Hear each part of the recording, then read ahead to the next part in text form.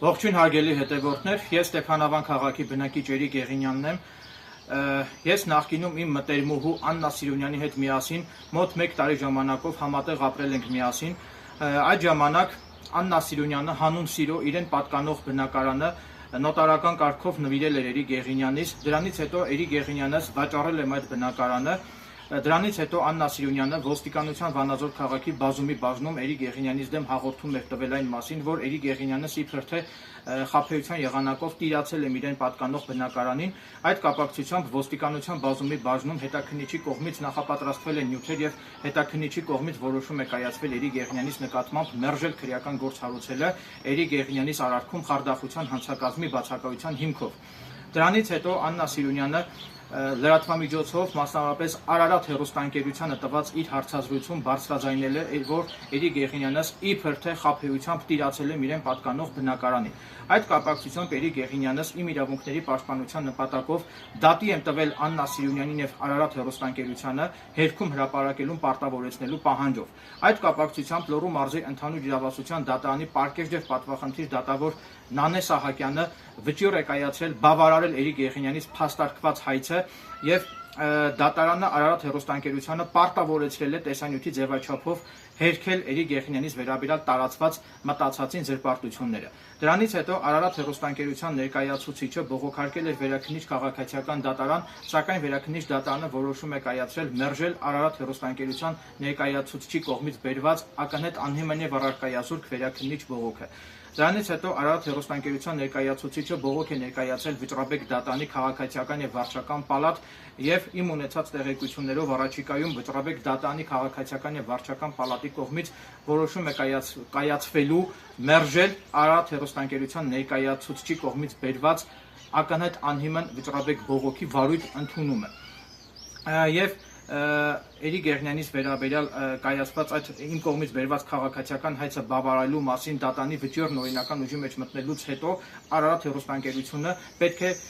տեսանյութի ձևաչափով հերքի Էրիկ Եղինյանից վերաբերյալ հրապարակված մտածածին զրպարտությունները, իսկ եթե Արարատ հեռուստաընկերությունը խուսափի չկատարի օրինական ուժի մեջ մտած դատական ակտի պահանջները, ապա դրա արդյունքում դրա հետևանքով ես հանցագործության մասին հաղորդում եմ ներկայացնելու Արարատ հեռուստաընկերության տնօրինության դեմ օրինական ուժի մեջ մտած դատական ակտի պահանջները չկատարելու համար։ Ինչևիցե, ցանկանում եմ հանրությանը տեղեկացնել նաև հետևյալ հանգամանքների մասին, մասնավորապես իմ ունեցած տեղեկություններով Աննա Սիրունյանը ահազանգ է տվել ոստիկանության Նայիրի բաժին այն մասին, որ իր ներկայիս ամուսինը Գրիգոր Դավթյանը բռնություն է գործադրում իր նկատմամբ։ Այդ կապակցությամբ ոստիկանության Նայիրի բաժնի ծառայողները, երբ որ գալիս են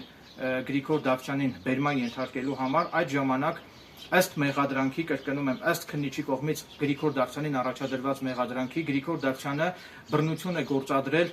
ոստիկանության Նայիրի բաժնի ծառայողների նկատմամբ, որի կապակցությամբ Գրիգոր Դավթյանի նկատմամբ ներկայումս նախաձեռնվել է քրեական վարույթ եւ Գրիգոր Դավթյանը արդեն իսկ գտնվում է կալանքի տակ, գտնվում է կալանավորված։ Բնականաբար Էրիկ Եղինյանս ոչ մի տեղեկություն չունեմ, թե Գրիգոր Դավթյանի կողմից Աննա Սիրունյանի նկատմամբ ենթադրյալ բռնություններ գործադրելու եւ թե Գրիգոր Դավթյանի կողմից ոստիկանության Նայիրի բաժնի ծառայողների նկատմամբ բռնություններ գործադրելու այդ հանգամանքները արդյոք իսկապես տեղի են ունեցել թե ոչ, ես ընդհանրապես հիմա անդրադառնում եմ հենց այն մեղադրանքին, որով որ մեղադրվում է Գրիգոր Դավթյանը եւ քանի որ այսինքն ես անդրադարձա հենց քննիչի կողմից Գրիգոր Դավթյանին առաջադրված մեղադրանքին։ Այդ մեղադրանքը, այսինքն ոստիկանի նկատմամբ բռնություն գործադրելը նախատեսում է 4-ից մինչև 8 տարի ժամկետով ազատազրկում եւ քանի որ այդ ենթադրյալ դեպքը տեղի է ունեցել Կոտայքի մարզում, հետևաբար այդ քրեական գործը առաջիկայում քննիչի կողմից կուղարկվի Կոտայքի մարզի ընդհանուր իրավասության դատարան, որից հետո Էրիկ Եղինյանս պետք է ներկայանամ Կոտայքի մարզի ընդհանուր իրավասության դատարան եւ իմ յութուբյան ալիքով պետք է լուսաբանեմ Գրիգոր Դավթյանի վերաբերյալ տեղի ունենալիք այդ դատական նիստերի ընթացքը։ Եթե պարզվի, որ ոստիկաններն են բռնություն գործադրել Գրիգոր Դավթյանի նկատմամբ, եթե պարզվի, որ կա նման բան, ապա ես հանուն արդարության պատրաստակամություն եմ հայտնում նաև պաշտպանել Գրիգոր Դավթյանի իրավունքներն ու օրինական շահերը եւ իմ կողմից Գրիգոր Դավթյանի իրավունքների պաշտպանությունը պետք է կատարվի իմ YouTube-յան ալիքով այդ խնդիրը հանրայնացնելու, խնդիրը բարձրաձայնելու միջոցով։ Ինչևիցե սպասենք իրադարձությունների հետագա զարգացմանը, տեսնենք թե քննիչը քրեական վարույթի շրջանակներում ինչ փաստական տվյալներ կհիմնավորի, սպասենք տեսնենք թե երբ որ գործը դատան ուղարկվի, ինչ հիմքով գործը կուղարկվի դատարան եւ դրանից հետո, այսինքն գործը դատան ուղարկվելուց հետո եւս մեկ անգամ իմ YouTube-յան ալիքով կբարձրաձայնեմ այդ գործի մանրամասների մասին ել ավելի հանգամանալից կերպով։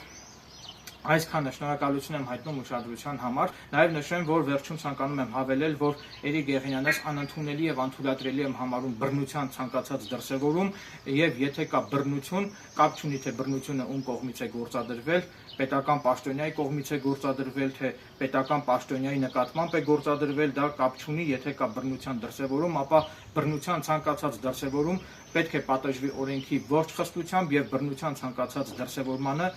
պետք է տրվի համարժեք քրեական գնահատական։ Այսքանն է, շնորհակալություն ուշադրության համար։ Նաեւ նշեմ, որ ես պատրաստ եմ իմ YouTube-յան ալիքով հնչեցնել նաեւ սույն գործին առնչվող անձանց տեսակետներն ու անձանց դիրքորոշումները, այդ թվում նաեւ թե Գրիգոր Դավթյանի, թե Գրիգոր Դավթյանի փաստաբանի, թե Աննա Սիրունյանի, թե ոստիկանների տեսակետներն ու դիրքորոշումը պատրաստակամություն եմ հայտնում հնչեցնել իմ YouTube-յան ալիքով։ Այսքանն է, շնորհակալություն ուշադրության համար։